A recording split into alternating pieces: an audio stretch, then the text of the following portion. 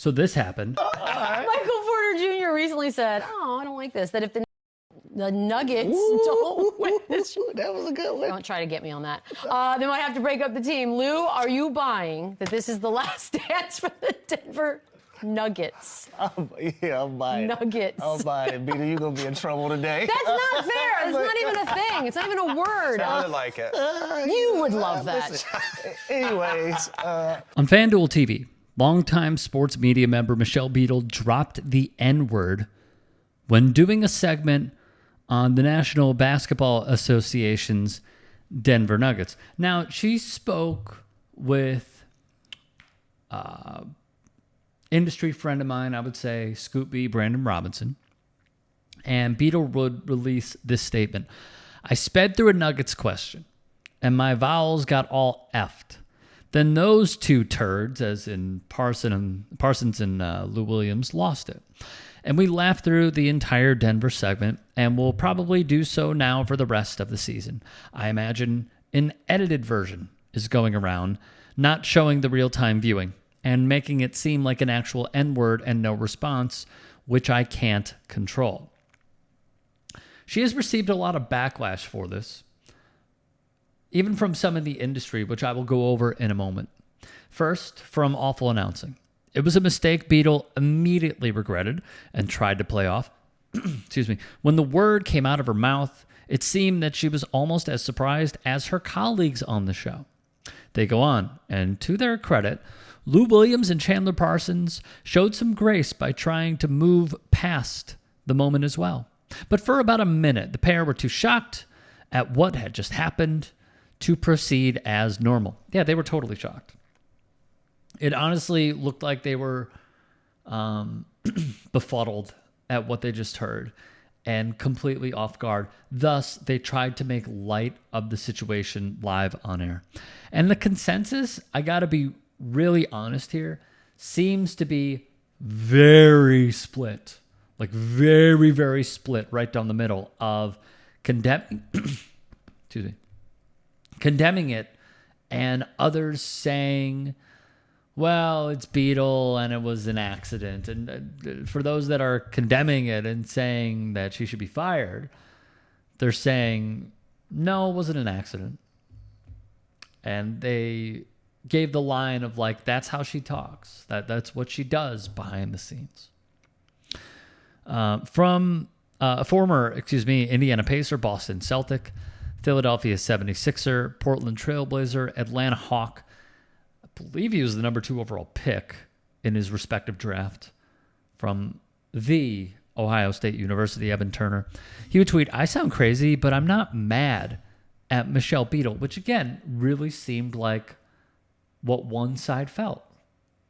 Not that she was getting a pass, and no one would accept this language, but the fact that she has had so many years in the industry, it feels like people know who she is and they would lend credence to the slip of the tongue argument.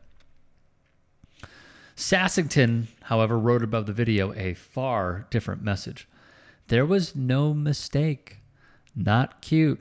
Not funny. They wanted the attention.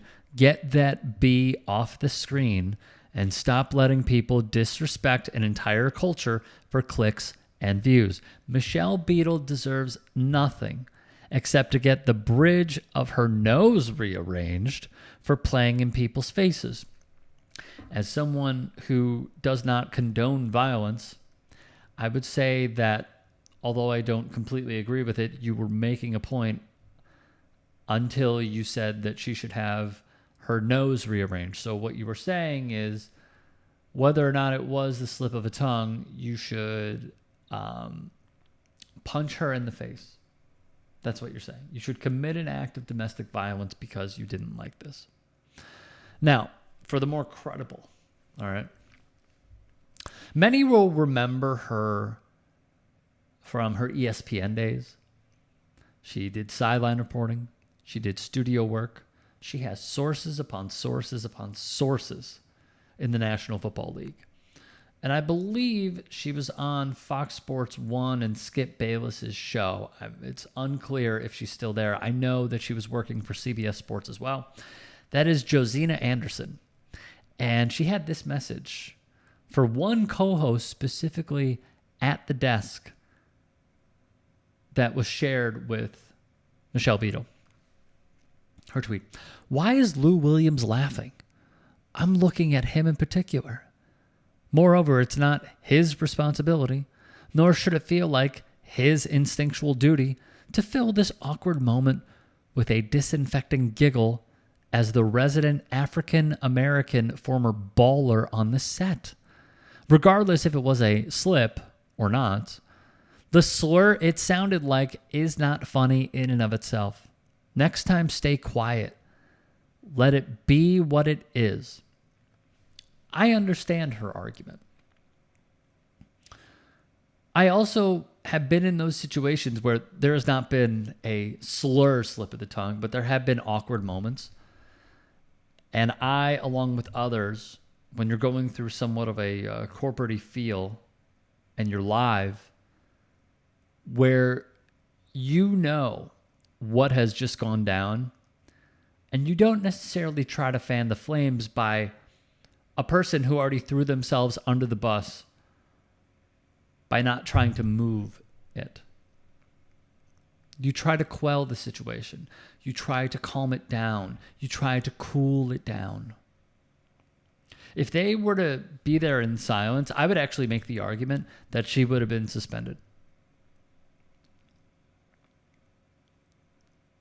Yeah, I stand on that. I think she probably would have been suspended if they sat there in silence and no one laughed, and then they just threw to commercial.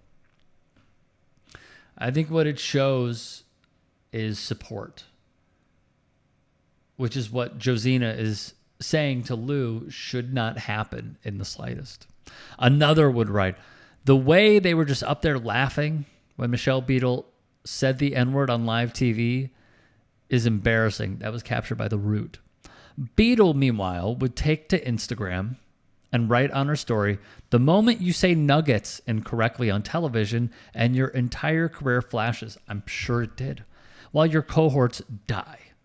Broadcasting students, slow down and enunciate."